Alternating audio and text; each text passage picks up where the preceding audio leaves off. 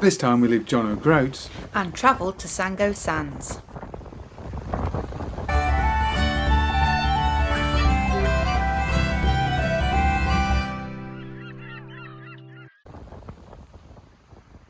For a nice change, we got up in absolutely gorgeous weather. Time for the map, Deb. Okay, then. So what are we doing today then? Okay, so we want to go, we're here now, Yeah. so we're going to take the coastal road again, but we're going to veer off to Durners Head. Yeah. Then we're True going north. to come back and go through Fruso, I think. Fruso, yeah. Fruso, all around here, Libista. There's another Libista, we came through that earlier.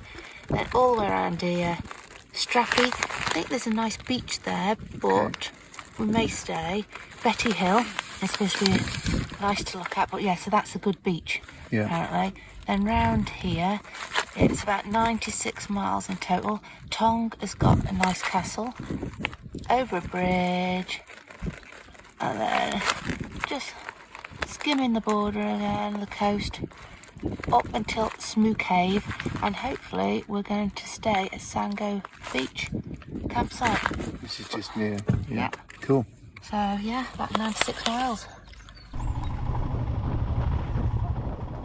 So we left John O'Groats in absolutely gorgeous weather. Yes, it was, but it didn't last, did it? No.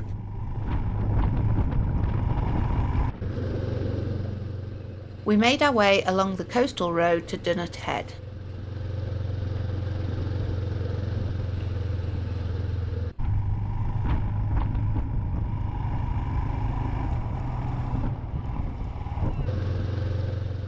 What we found was that the nearer you got to Durners Head, the twistier and narrower the little roads became. And the other thing I learned was how annoying Deb's voice can be when she's constantly singing. Don't know what you mean. Oh, you do. Can't get that out of my bloody head now.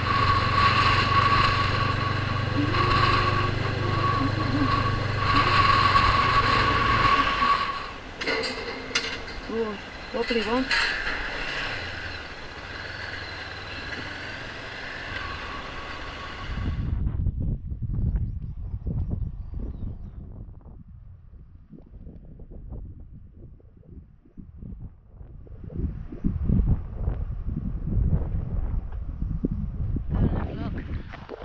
So, Durners Head then, the true north.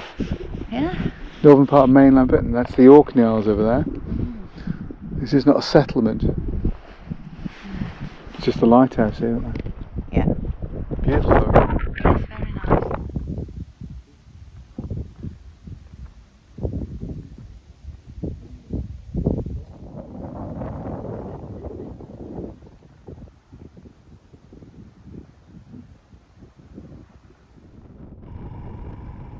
So after visiting a very windy and very starkly beautiful Durners Head, we head off down the coast road. After a few miles we felt we needed to pull in.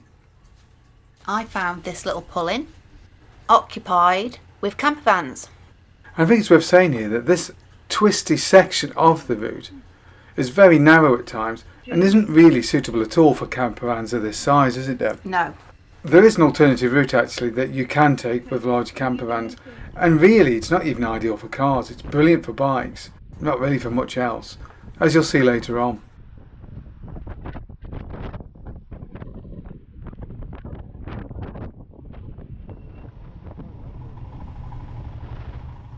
So now riding the A836, this road climbs up the hills and through some very twisty valleys on towards Fruso and then Betty Hill. The road surface here is pretty terrible. It's like washboard, isn't it, Deb? Totally. I think it shook a few of my fillings loose. Wasn't the only thing shaking, Deb, I can tell you. So the cyclists we're passing is one of quite a number we saw on today's route, isn't it? Yeah, hats off to them on this route. Yeah, it's pretty hilly and very tough going. Not a lot of cars either, quite a quiet route. It's the area really where you begin to feel like you're in the middle of nowhere, really in the outback somehow. Isolated. Very isolated, yeah, it's amazing, isn't it?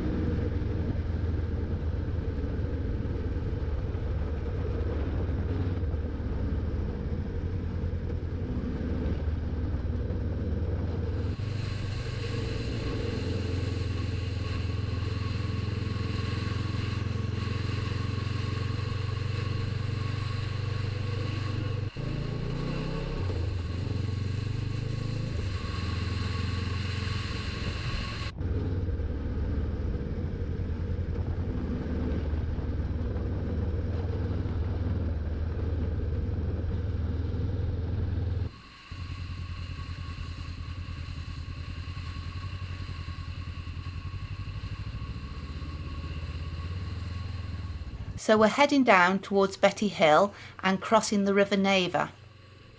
Now the bridge itself is a fairly uninspiring iron structure, but the views either side are absolutely fantastic.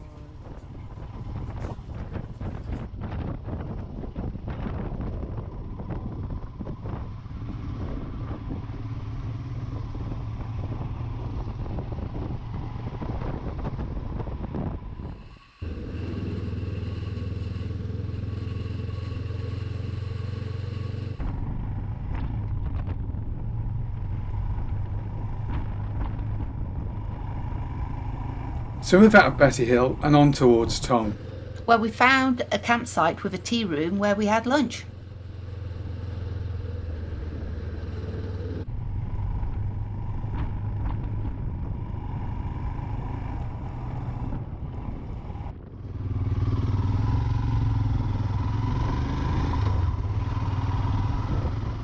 So we pulled in for lunch and surprise, while we were having lunch, it started to rain, didn't it? It did. As soon as we pulled out of there, it was over the causeway.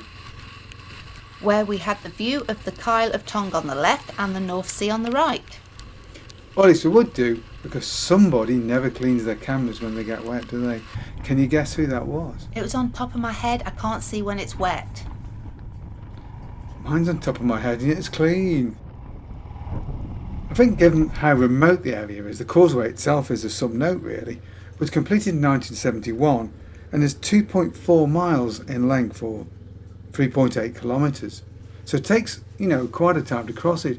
A very impressive structure given how completely barren the area is.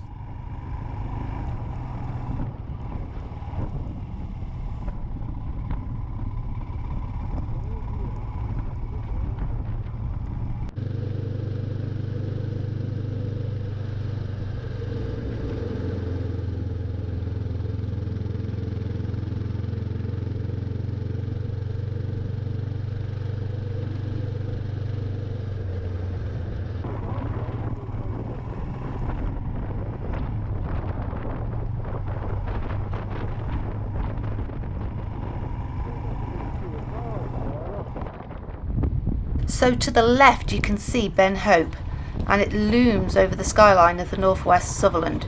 It's only 9 kilometres up and down, so perfect for hill walkers who want a good view. Not in bike boots in this bloody weather, it isn't. No.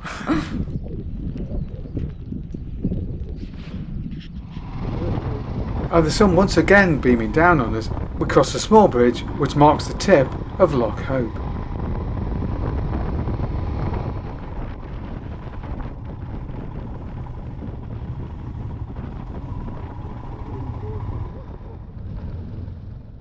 This has to be my favourite part of the ride today, as we ride around the edge of Loch Erebol.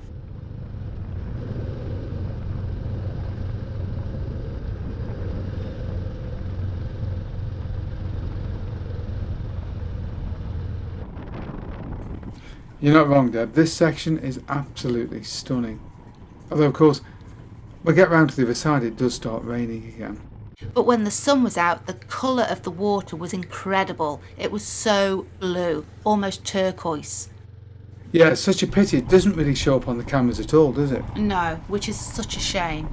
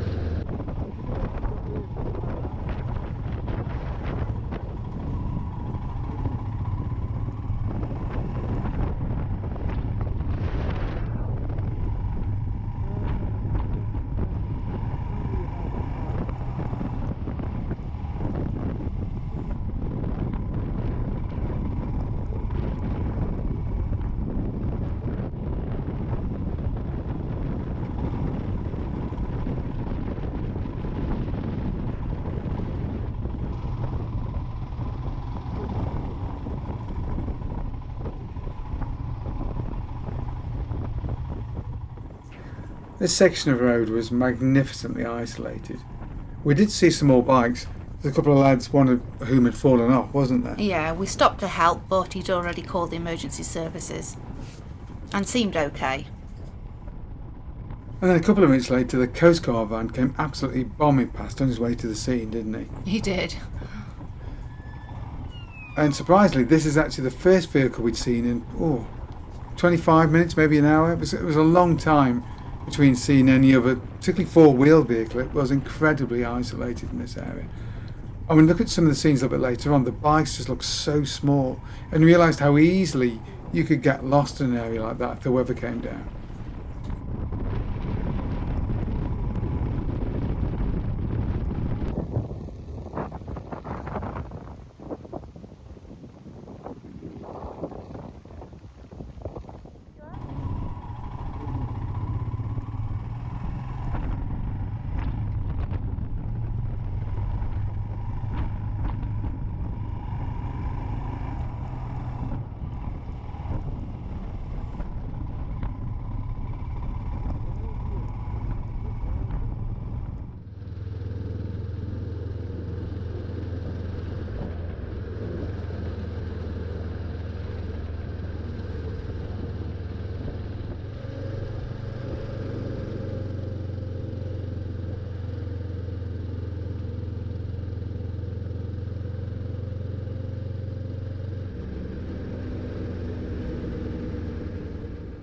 We headed away from the loch towards the coast again, where the weather began to close in.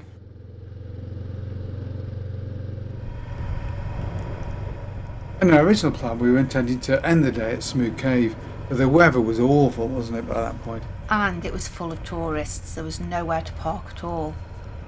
It was absolutely heaving, yeah. A bunch of coaches arrived, and to be honest, we were soaking wet, and it just didn't feel like we needed to do it. No, we just wanted to dry off and eat. And try and pitch our tent in the rain again. Yeah. Becoming a bit of a theme.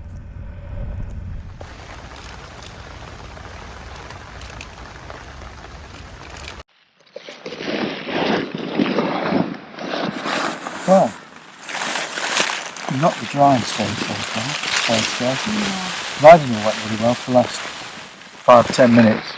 A little bit more maybe. Then it got very wet. Very wet. And now it's very wet. We're waiting for the rain to... Wayne? We're waiting for the wake. Waiting for the weather to blow over. So we can, well, get some food. Get some hot food. I was going to say, we've eaten. Yeah. We have eaten. But not doing any hot food because our stove would burn this tent down. No tent. Right, we'll be literally sleeping on the wet grass. We would. Hopefully, a little bit later on, it will be better. Well, Sango Sands. Windy. Very windy.